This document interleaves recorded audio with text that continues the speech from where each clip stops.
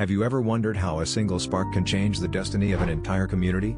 On July 6, 2021, a devastating wildfire erupted in the remote town of Lytton, British Columbia, consuming the forest and the town itself in just 2 harrowing days. With temperatures soaring to record highs, the flames moved with terrifying speed, leaving 90% of the town in ashes.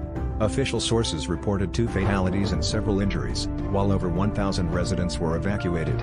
The economic loss was staggering, estimated at over $78 million. Emergency aid poured in from neighboring cities and provinces, with more than $10 million in immediate assistance.